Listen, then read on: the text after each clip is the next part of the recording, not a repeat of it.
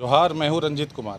आज देश भर में कारगिल विजय दिवस मनाया जा रहा है। आज ही के दिन, आज से 23 साल पहले पाकिस्तान को चौथी भारतीय सेना ने युद्ध में हराया था।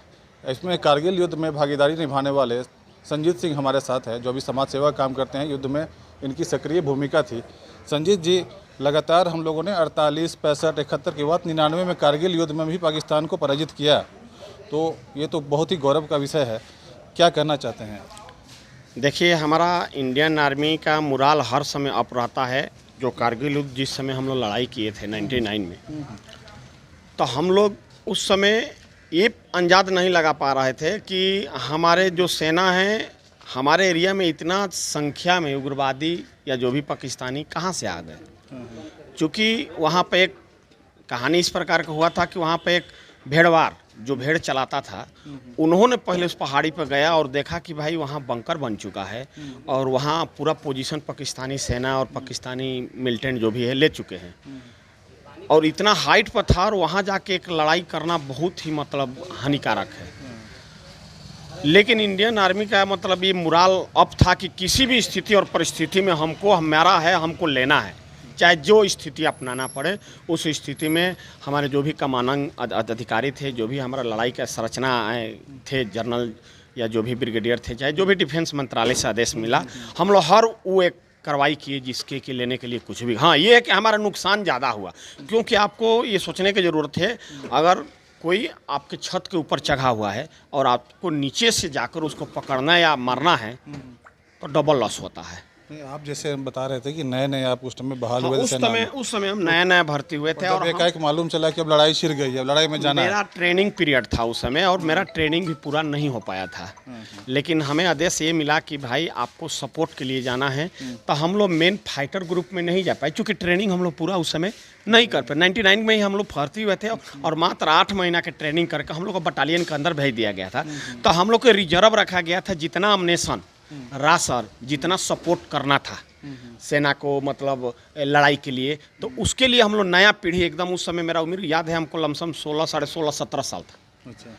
तो 17 साल के लड़का हम लोग थे और हम लोग को एक ही आदेश मिला था कि आप लोग के जो भी राशन और अमनेशन है वहाँ उसको सहयोग करना है। हम लोग का पूरा ग्रुप, हम लोग का बैच जितना था 42 लड़का था, हम लोग गए थे। अब 42 लड़का हम लोग अचानक दानापुर सेंटर गए थे और 8 या 9 महीना हम लोग मात्र ट्रेनिंग कर पाए थे। पूरा ढंग से ट्रेनिंग भी नहीं पाए, लेकिन लड़ाई की स्थिति देखते हुए हम लोग वहाँ अमनेशन और राशन सपोर्ट करने के लिए चले गए और हम लोग जो आदेश मिला, जैसा सेवा करने का आदेश मिला, हम लोग किए। 17 साल की उम्र में देश के लिए आपने लड़ाई में भाग लिया, तो ये तो गर्व का बात है। साथ ही डर ये नहीं लगा कि चलो जान भी जा सकता है, अभी तो कच्ची उम्र है? हम लोग का अफसोस ये हुआ कि हम लोग को आगे जाने का मौका नहीं मिला, क्योंकि इतना हम लोग के पास जुनून और शक्ति था ट्रेनिंग के बाद कि हम लोग को लग रहा था कि हम लोग को भी कोई कमांडर बोल देता कि आप लोग को भी आगे जाकर लड़ना है। पर हम लोग नया थे, इसलिए कमांडर हम लोग को उचित नहीं समझा आगे भेजने के लिए, लेकिन पीछा से जो सपोर्ट करना था हम लोग किए। जब देखे, आप लोग देखते होंगे लड़ाई के मैदान में, जब सीनियर लोग आपके हैं जो बहादुरी से लड़ रहे हैं, तो उन लोग को देख के कैसा लगा आपको? उन लोग को देखने से ये लगता कि काश ये मौका हमें भी मिलता। हर एक फौजी आदमी का गौरव रहता है लड़ाई जब छिड़ता है तो, कि ये मौका हमें भी मिलता। उसके लिए बहुत एक गोल्डन चांस और सुनहला मौका रहता है। जो लड़ाई में जाता है या लड़ाई में भाग लेता है, तो हर एक फौजी के लिए सपना रहता है कि ये मौका हमें ज़रूर मिलता। तो हमें भी ये लग रहा था कि शायद हमें भी मौका मिला रहता आगे जाने के लिए, लेकिन सीनियर और जूनियर होने के चलते हमको उतना आगे जाने का भी जिम्मेवारी नहीं दिया गया। लेकिन जो हमारा सीनियर लड़े, उनको सहयोग करने के लिए ज़रूर है। नहीं, उससे पहले भी पाकिस्तान को हमने 48 में, 65 में, 71 में तो पाकिस्तान के 93,000 सैनिकों को उनको आत्मसमर्पण करना पड़ा था। फिर उन्होंने 99 में जिस तरह छद्म तरीके से लड़ाई किया, तो बार बार पराजित होने के बाद भी क्यों पाकिस्तान इस तरह की हरकत करता है? देखिए, मतलब क्या कहे, कैरता का कोई लिमिट नहीं होता है। हर जगह आप देखे होंगे कुछ व्यक्ति, कुछ सदस्य थेथर व्यक्ति होते हैं। इस तरह हम लोग का दुश्मन तो हर प्रकार का है, चाइना भी है, हर देश है लमसम, लेकिन जो पाकिस्तान है वो हम लोग उसको एक थेथरलॉजी मानते हैं। थेथर भाषा में बोलते हैं कि मैंने बार बार मारने के बाद भी, पिटाने के बाद भी, हारने के बाद भी काम वही करेंगे हम। तो वे थेथरलॉजी वाला काम करता है। खैर, उससे हम लोग का कोई फ़र्क नहीं पड़ता है और हम लोग को और हिम्मत आता है कि भाई तुम जब सर उठाओगे तब हम सर झुकाएंगे तेरा। तो पाकिस्तान इतना बार पराजित होने के बाद अब वो समझ गया है कि भारत से सीधी लड़ाई में वो नहीं जीत सकता है। तो अब जो देश के अंदर ही छिपे हुए जो उसके समर्थक कुछ हैं, जो गद्दार के टाइप के जो लोग हैं, तो आप अब भूतपूर्व सैनिक हो चुके हैं, सेना से रिटायर ले लिए हैं, उसका सामना हम लोग कैसे करेंगे? देखिए, हमारे जो भी रक्षा विशेषज्ञ है इस चीज़ पर गहनी सोच में रखे हुए हैं। जो रक्षा सुरक्षाकार है, सलाहकार हैं, अभी वे तो फ्रंट पर नहीं लड़ सकता है, पर कम से कम ये हमारे देश में ये जरूर कर रहा है, हिंदू मुस्लिम और नाना प्रकार के समुदाय को खड़ा कर रहा है। अभी आप देखें पाकिस्तान में जो हमारे प्रधानमंत्री के ऊपर जो मतलब कार्रवाई हुआ, वो एक लेखा साजिश था। तो वो फ्रंट पर पाकिस्तान लड़ने का क्षमता खो चुका है।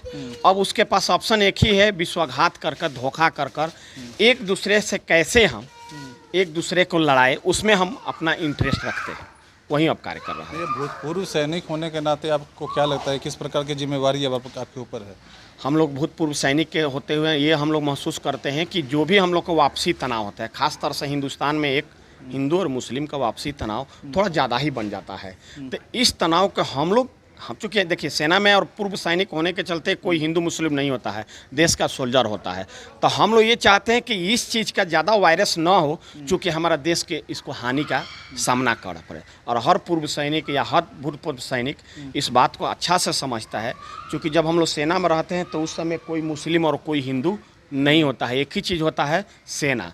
तो ये चीज़ हम लोग हर समय अखड़ता है कि हमारे देश में नाना प्रकार के समुदाय खड़ा हो रहा है, ये नहीं होना चाहिए। और हम लोग हर जगह पर जहाँ बोलना है, जहाँ कोई कार्य करना है, चाहे जो सहयोग करना है, इस चीज़ को हम लोग दाबने की कोशिश करते हैं और एक ही चीज़ बोलते हैं कि भाई देश हित सबसे बड़ा। ठीक है सर, बात करने के लिए बहुत बहुत धन्यवाद आपका। धन्यवाद।